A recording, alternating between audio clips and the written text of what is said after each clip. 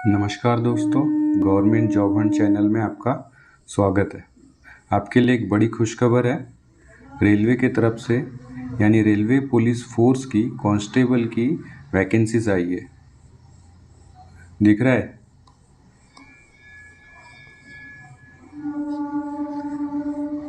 तो जो भी कैंडिडेट इंटरेस्टेड है इस वैकेंसी में, तो ये वीडियो पूरा देखें। इस वीडियो में हम step by step complete notification की डिटेल में चर्चा करेंगे।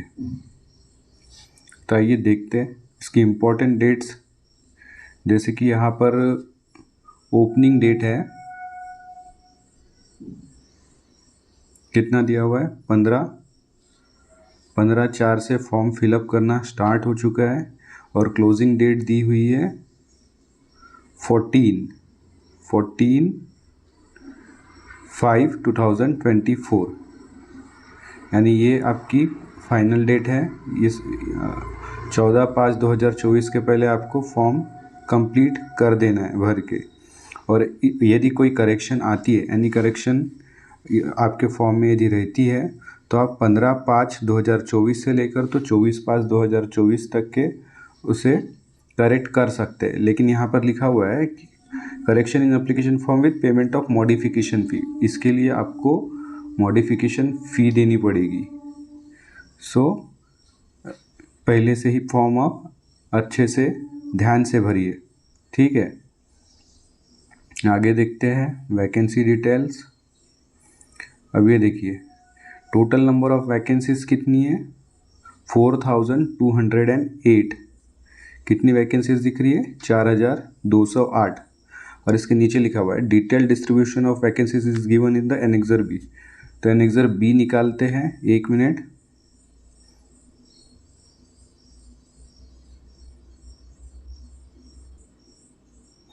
ये आ गए अपन एनेक्सर बी में। ये 14 नंबर का पेज है, नहीं 15 नंबर का पेज है। ओके, तो आप ये जो मैं नोटिफिकेशन ऐड कर लूँगा उसमें आप चेक कर लीजिएगा। उसमें लिखा हुआ है, जैसे देखो, ओपन के लिए 1450 सीट है, एससी के लिए 536, एसटी 268, ओबीसी के लिए 966 है। ऐसी टोटल, ये मेल कैंडिडेट के लिए हो गया। ऐसी टोटल मेल कैंडिडेट के लिए 3577। ऐसे ही फीमेल के लिए सीट दिए एज पर रिजर्वेशन, उनके लिए 631 है। और ex serviceman 10% of total vacancy रहेगी ये, ठीक है। ये जो लिखा हुआ है ना, EXSM 10% ऑफ टोटल वैकेंसी, यानी जो टोटल नंबर ऑफ वैकेंसी है उसके 420 जो सीट्स होगी वो एक्स सर्विसमैन के लिए होगी। ओके, तो चलो अपन ऊपर चलते हैं वापस अपने नोटिफिकेशन के। अब यहाँ देखो, एज दिया हुआ है एज ऑन 1/7/2024। कितनी होनी चाहिए, मैक्स आपको 28, उसके ऊपर नहीं होनी चाहिए। यहाँ लिखा हुआ है, यहाँ लिखा हुआ है ना, 18 to 28 ईयर्स, 1/7/2024। ओके, और आपको B1 लेवल का मेडिकल स्टैंडर्ड जो होता है उसको ये करना पड़ेगा, यानी क्वालिफाई करना पड़ेगा। आप उसमें एलिजिबल रहना चाहिए, तभी आप इसके लिए एलिजिबल होंगे इस पोस्ट के लिए, ठीक है। आपका इनिशियल पे जो रहेगा वो 21,700 रहेगा, और जो पे लेवल होगा वो 7 CPC लेवल 3 का होगा, ठीक है।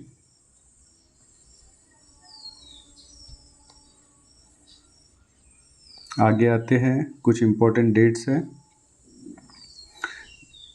सॉरी इम्पोर्टेंट इंस्ट्रक्शंस हैं। जैसे कि यहाँ पर लिखा हुआ है कि candidate waiting for the final result of prescribed educational qualification और नॉट एलिजिबल, यानी जो वेट कर रहे हैं, यानी अब यहाँ पर जो एजुकेशनल क्वालिफिकेशन है वो बताऊंगा मैं आगे में, जो जिनका रिजल्ट आने का है वो फॉर्म फिलअप नहीं कर सकते, ठीक है। फिर देखो मेडिकल फिटनेस, और इसमें कैसा है ना, कांस्टेबल की पोस्ट है, इस वजह से उनको मेडिकली फिट ही होना चाहिए, तभी वो इस पोस्ट के लिए एलिजिबल हो गई। यहाँ लिखा हुआ है कैंडिडेट मस्ट इंश्योर दैट कि they fulfil the prescribed medical standard for the post. जो B1 लेवल का स्टैंडर्ड लगेगा पोस्ट के लिए वो आपको फुलफिल करना ही होगा, तभी जाके आप इस पोस्ट के लिए सूटेबल रहोगे, ठीक है। और आप फॉर्म भर सकते हो, नहीं तो आप फॉर्म भरोगे भी तो रिजेक्ट हो जाएगा। ठीक है।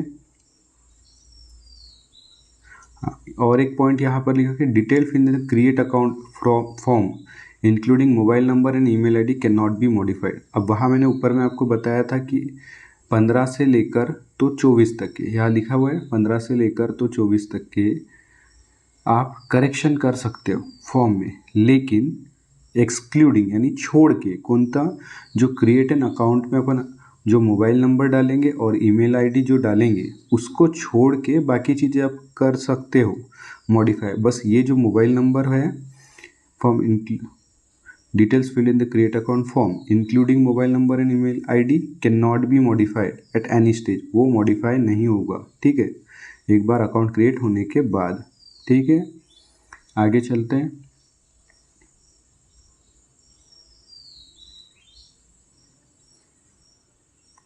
निगेटिव मार्किंग, निगेटिव मार्किंग के बारे में लिखा हुआ है। चलो उसके पहले स्टेज ऑफ एग्ज़ाम देखते हैं। स्टेज ऑफ एग्ज़ाम में क्या है कि there shall be a online computer based CBT, यानी ये देखो कंप्यूटर बेस्ड टेस्ट होगी CBT। फिर कैंडिडेट्स, और ये जो CBT में जो शॉर्टलिस्ट होंगे कैंडिडेट उनको बुलाया जाएगा फिज़िकल इफ़िशियंसी टेस्ट के लिए। दिख रहा है फिज़िकल इफ़िशियंसी टेस्ट, ये दिख रहा है फिज़िकल इफ़िशियंसी टेस्ट और फिज़िकल मेज़रमेंट टेस्ट। इसके बारे में भी मैं डिटेल में नीचे में बताऊंगा आपको कि फिज़िकल इफ़िशियंसी टेस्ट में क्या होगा, फिज़िकल मेज़रमेंट टेस्ट में क्या होगा और CBT में क्या होगा। ओके, और लास्ट में होता है आपका document verification to the extent of 10 times. और जो मेडिकल वेरिफिकेशन किसका होगा, जो जितनी भी जगह है उसके 10 टाइम्स नंबर ऑफ कैंडिडेट को बुलाया जाएगा। Vacancies in each category of male and female, जैसे कि सपोज करते हैं मेल की यदि 100 है, 100 वैकेंसीज है तो 1000 लोगों को बुलाया जाएगा। और फिर वो सब टेस्ट होगा और जो एलिजिबल होंगे एज पर द मार्क्स उनका सिलेक्शन होगा। ठीक है, फिर आते हैं अपन नीचे, देखो यहाँ पे है निगेटिव मार्किंग। निगेटिव मार्किंग भी है 1/3 mark for every wrong answer, यानी आप यदि कोई क्वेश्चन गलत करते हो तो उसके आपके 1/3 मार्क्स कटेंगे। ओके, फिर कुछ बैंड आइटम्स है, ये तो सब आपको पता होगा। आप यदि इसके पहले एग्ज़ाम दिए होंगे तो नहीं दिए होंगे तो एक बार पढ़ सकते हैं यहाँ पे। जैसे मैं आपको नोटिफिकेशन डाल दूंगा, आप खुद भी अपने तरफ से एक बार चेक कर लेना। Candidate carrying banned items like communication devices and electronic gadgets, mobile phones, Bluetooth, pen drive, laptop, calculator, smart watches आप लेके नहीं जा सकते। Bangle, chain, bracelet, hearing aids, wallet, purse वगैरह it is like pen, pencil are shall not be allowed to appear in this, ये सब भी लेके नहीं जा सकते आप। Chain, bracelets, hearing aids, wallets, purse, belts, shoes, ये सब आप लेके नहीं जा सकते। एनी वायलेशन सॉलिड टू, और यदि आप वहाँ पर आर्ग्यू करते हो या किसी भी चीज़ का वायलेशन करते हो उनके रूल्स का, तो आप डिस्क्वालीफाई कर दिए जाओगे। Okay, besides the legal action and department from future recruitment exams, और सिर्फ यही एग्ज़ाम से नहीं तो आने वाले जो फ्यूचर एग्ज़ाम्स है उससे भी आप डिस्क्वालीफाई कर दिए जाओगे। आगे चलते हैं, कुछ जनरल इंस्ट्रक्शंस दिया हुआ है। जनरल इंस्ट्रक्शंस में ये देखिए यहाँ पे लिखा हुआ है 1.5, देखिए 1.5 में क्या लिखा हुआ है कि जो कैंडिडेट वो submit more than one application against the CEN centralised employment notice will be summarily rejected and will be debarred from all future examination of RRB and railway recruitment। यानी अगर से आप एक से ज़्यादा फॉर्म भरते हो तब भी आप डिस्क्वालीफाई हो जाओगे, रिजेक्ट हो जाओगे, और यही एग्ज़ाम से नहीं तो आने वाले आगे एग्ज़ाम से भी आप रिजेक्ट हो जाओगे।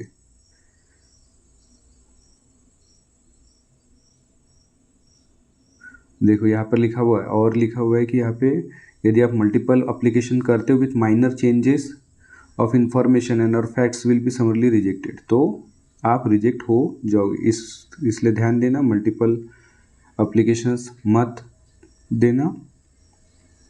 ओके, फिर कैंडिडेट्स वो have been dismiss from service by the central government of India, वो भी एलिजिबल नहीं हो गए, शुड नॉट अप्लाई, यानी वो अप्लाई नहीं कर सकते।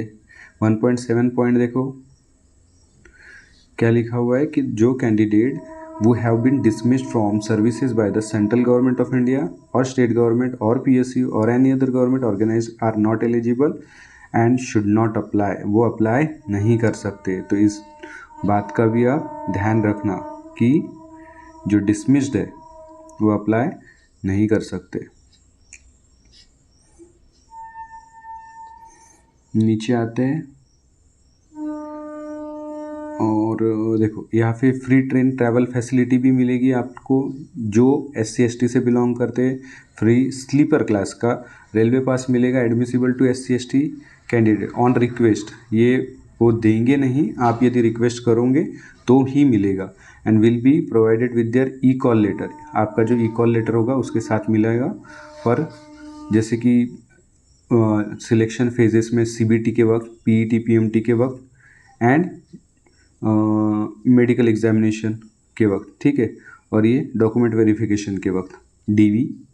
ओके, बस आपको यहाँ पर और एक कास्ट सर्टिफिकेशन जो है वो कास्ट सर्टिफिकेट जो है वो वैलिड देना होगा।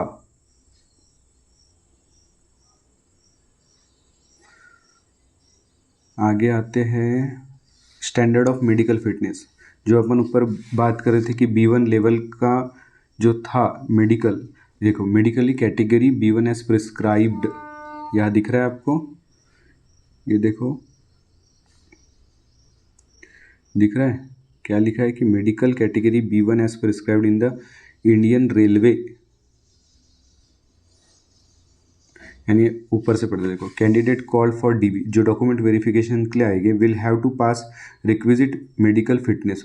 जो document verification will have to के लिए जो बुलाए जाएंगे उनको मेडिकल फिटनेस टेस्ट कंडक्ट किया जो गया है रेलवे एडमिनिस्ट्रेशन की तरफ से to ensure that they are medically fit, यानी वो मेडिकली फिट चाहिए and carry out the duties connected with. और candidate we have to qualify, उनको medical category B1 as prescribed in the Indian railway medical manual का जो B1 level का ही जो ये है,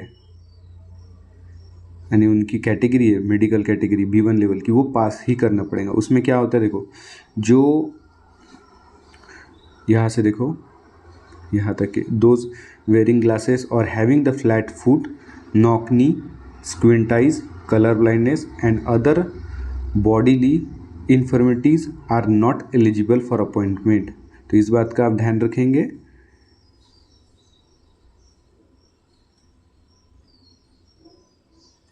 और इस हिसाब से यह फॉर्म भरेंगे, ठीक है। चलिए आगे चलते हैं। आगे क्या दिया हुआ है, age limit. Okay, age limit दिया है। देखो नॉर्मल सर्कमस्टांसेस में क्या होता है, जो एज लिमिट होनी चाहिए थी 1/7/2024 को 18 to 25 होनी चाहिए थी, लेकिन यहाँ पे क्या लिखा हुआ है, as applicable to centralise employment notice CEN as on 1/7/2024 कितनी दी हुई है, 18 to 28 ईयर्स दी हुई है। ऐसा क्यों किया हुआ है, क्योंकि ये देखो स्टार मार्क दिया है यहाँ पे और स्टार मार्क के यहाँ पर डिटेल लिखी हुई। To provide relief to any candidate we have exceeded the age limit and miss the opportunity to participate in railway recruitment due to covid pandemic. इसका मतलब क्या हो गया कि कोविड-19 के वजह से कुछ स्टूडेंट ऐसे रह गए, कुछ कैंडिडेट ऐसे रह गए कि वैकेंसी नहीं आई, तो उस वजह से उनकी जो एज थी वो एक्सीड कर गए। इस वजह से ये उनका भी नुकसान नहीं होना चाहिए, उनको इस वजह से कुछ रिलैक्सेशन दिया गया है। और 28 ईयर्स तक के वो, यानी 3 साल का वन टाइम, यहाँ पे लिखा हुआ है decided, so it has been decided to grant a one time age relaxation दिया गया है 3 साल का beyond the prescribed upper age limit.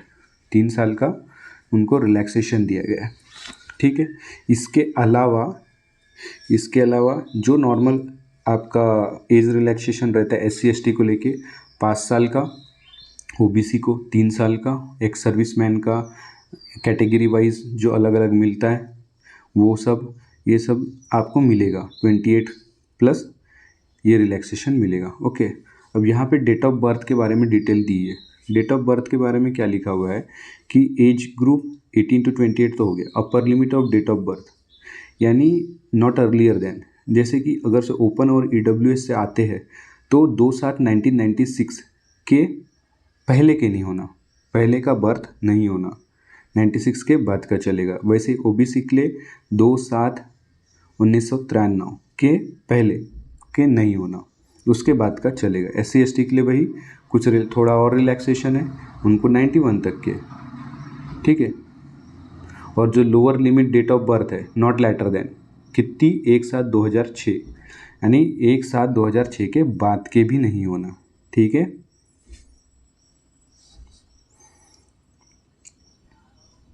ये हो गई आपकी एज रिलैक्सेशन के बारे में।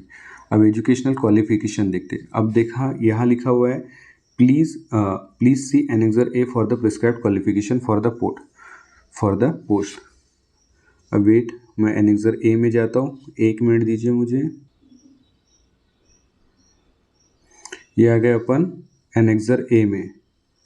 यहाँ पर देखिए क्या लिखा है, मिनिमम एजुकेशनल क्वालिफिकेशन 10th पास, यानी आपको 10th पास और इक्विवेलेंट फ्रॉम रिकॉग्नाइज्ड बोर्ड। ये 10th पास होगे तो आप फॉर्म भर सकते हैं। और जो मेडिकल स्टैंडर्ड ये वही लिखा हुआ है, पे लेवल 3, ओके। वापस आते हैं अपन ऊपर में। एजुकेशनल क्वालिफिकेशन के बारे में और एक चीज़ यहाँ पर लिखी हुई है कि those awaiting result for their final examination of the prescribed educational qualification should not apply। जो वेट कर रहे हैं अपने रिजल्ट के लिए वो अप्लाई नहीं कर सकते। इसका मतलब आपका रिजल्ट आया होगा ही तो ही आप अप्लाई कर सकोगे,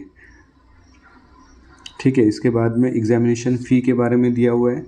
SC/ST ex serviceman female minorities and educational backward classes के लिए 250 है, और बाकी उनको छोड़ के सबको 500 लगेगा, ठीक है।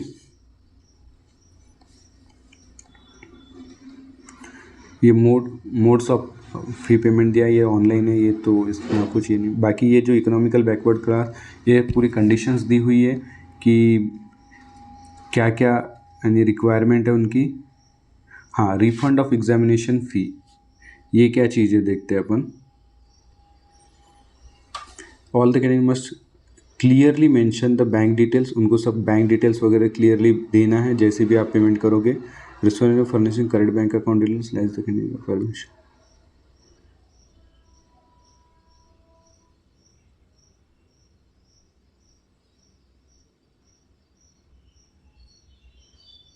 तो रिफंडेबल होगा portion of their examination fee for receiving.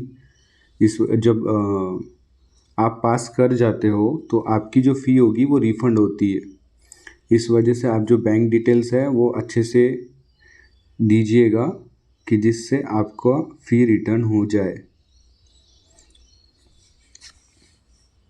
और जो रिजेक्टेड एप्लीकेशंस होंगे उनकी फ़ी रिटर्न नहीं होगी, यहाँ पे वो भी लिखा हुआ है। आगे बढ़ते हैं अपन, जो सिलेबस है उसके तरफ आते हैं। तो यहाँ पर देखिए कंप्यूटर बेस्ड टेस्ट, जो अपना प्रोसेस था उसका कंप्यूटर बेस्ड टेस्ट है। उसका जो लेवल होगा एग्ज़ाम का वो 10th मैट्रिक लेवल का होगा। Pattern and syllabus of CBT। Total number of questions कितने हो गए 120। टोटल नंबर ऑफ क्वेश्चंस कितने हो गए 120। टोटल ड्यूरेशन होगा 90 मिनट्स का, ठीक है। और जो कैंडिडेट शॉल अवार्ड 1 मार्क मिलेगा एक क्वेश्चन के लिए, ठीक है। और जो गलत हो जाएगा नेगेटिव उसका होगा 1/3 मार्क्स मिलेगी, 1/3 मार्क्स डिडक्ट हो गए। और ये जो normalisation of mark will be done for CBT held in multiple shift. क्या होता है, एग्ज़ाम जो होती है वो मल्टीपल शिफ्ट्स में होती है। कोई शिफ्ट इजी हो जाती है, कोई शिफ्ट डिफ़िकल्ट जाती है। तो इस वजह से सबको इक्वल करने के लिए नॉर्मलाइजेशन की प्रोसेस की जाती है, ठीक है। तो और बाकी में यहाँ पर और एक पॉइंट मेंशन किया है कि minimum pass percentage for eligibility कितना है 30%। SC/ST को 30% मिनिमम लाना ही होगा, जितना जो मार्क्स है 120 का 30%। एंड OBC ओपन को 35% लाना ही होगा, ठीक है। और उसके बाद देखते सिलेबस ऑफ CBT। जैसे ये हो गया सिलेबस ऑफ CBT क्या है, अरिथमेटिक होगा 35 मार्क्स का। उसके बाद जनरल इंटेलिजेंस होगा 35 मार्क्स का।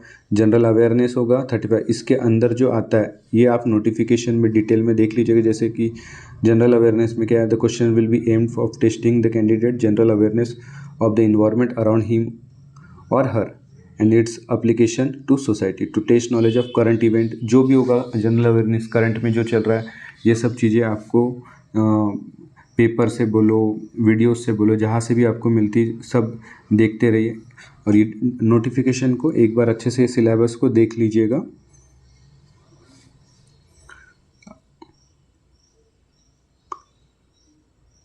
अब उसके बाद आता है physical efficiency test PET and physical measurement test. Physical measurement test क्या होता है कि आपकी जो बॉडी की जो रिक्वायरमेंट है वो इतनी होनी चाहिए। जैसे फिजिकल मेजरमेंट टेस्ट में ओपन के लिए हाइट जो है वो मेल की 165 होनी चाहिए, फीमेल की 157 होनी चाहिए।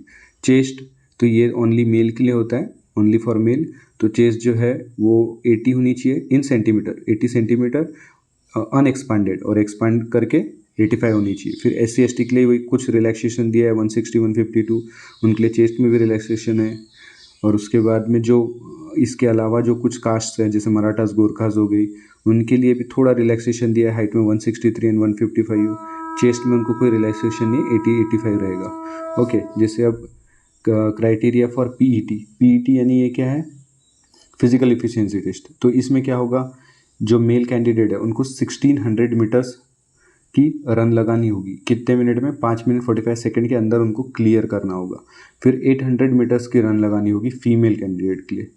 फीमेल कैंडिडेट को 3 मिनट 40 सेकंड्स में कंप्लीट करना होगा। फिर जो लॉन्ग जंप है वो मेल के लिए 14 फीट है और कांस्टेबल फीमेल 9 फीट है। उसके बाद हाई जंप मेल के लिए 4 फीट है, फीमेल के लिए 3 फीट है। ओके, नीचे आते चेक करते और कुछ बच गया। फिर आखिरी में डॉक्यूमेंट वेरिफिकेशन और मेडिकल टेस्ट होता है। तो उसमें जो भी आप यहाँ पर नोटिफिकेशन जब आप अप्लाई करोगे एग्ज़ाम के लिए, तो जो भी डिटेल्स भरोगे वो करेक्ट ही भरना, क्योंकि जब मेडिकल अपना डॉक्यूमेंट वेरिफिकेशन होगा तो उस वक्त में आपके जितने भी है सर्टिफिकेट वो सब चेक किए जाते हैं और अच्छे से चेक किए जाते हैं, तो करेक्ट ही ये करना। अगर जो फॉर्मेट ऑफ सर्टिफिकेट ये दिया हुआ है कि the following document of original as well as their self-attested photocopies will be required for verification in the respect of candidate who qualify। PET PMT को जो क्वालिफाई करेगा उनको इतने ये डॉक्यूमेंट लगेंगे, ठीक है। मेडिकल एग्जामिनेशन होगा, फिर ट्रेनिंग होगी, फिर बाद में ऐसी डिटेल दी है कि आप अप्लाई वगैरह कैसे करें। तो आप एक बार नोटिफिकेशन को अच्छे से पढ़ लीजिए डिटेल में। मैं ये वीडियो के डिस्क्रिप्शन में लिंक डाल दूंगा ये नोटिफिकेशन की, वहाँ से आप डाउनलोड कर लीजिएगा और पढ़ लीजिएगा, और उस हिसाब से आप अच्छे से फॉर्म भरिए और जल्दी फॉर्म भरिए, क्योंकि यदि आप जल्दी भरोगे तो आपके चॉइस के सेंटर आपको मिलेंगे। नहीं तो क्या होता है कि जो स्टार्टिंग के जो सेंटर्स होते हैं एग्ज़ाम सेंटर वो फुल हो जाते हैं, और फिर इस वजह से फिर आपके जो चॉइस सेंटर है वो आपको नहीं मिलेगा, दूर मिलेगा। इस वजह से आप जल्दी से जल्दी फॉर्म भर लीजिए। 1-2 दिन में अपन देखते हैं कि फॉर्म कैसे भरेंगे, उसके ऊपर भी एक वीडियो बनाएंगे, ठीक है। तो ठीक है, फिर अच्छे से पढ़ाई करो और अच्छे से एग्ज़ाम दो, ठीक है। चलो बाय, और सब्सक्राइब करना, लाइक करना और शेयर करना भूलना मत। Okay bye.